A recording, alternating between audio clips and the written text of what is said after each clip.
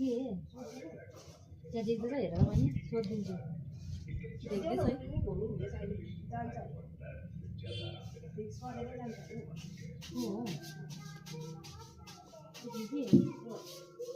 कसलाई सोधिन आएको फिलहाल भन्नु त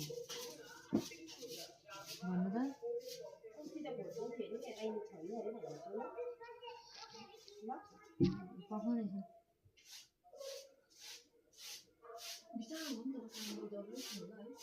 जरुरी छैन तर अस्ति मैले 40,000 नै भने 40,000 त्यसको कमाउँछ त दिनु अनि कति कमाउँछ भने फेरि उले पनि गर्ने नानी राख्नु हो त माथि पढाउनु भन्छ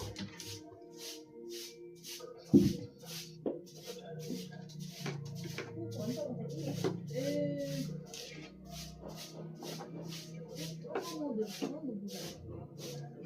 कि पैसा बाँच्दैन बाँच्दैन नि 18 लाख सबै एकै हेर्छ होइन खर्च म पनि पैसा सेभ हुँदैन के पुग्यो घरमा गरेको भन्छ क्या 3 जनाको जिउ मेरो नानीलाई पनि हेरिरहेछ भन्छ उसले चाहिँ क्या जति गरे पैसा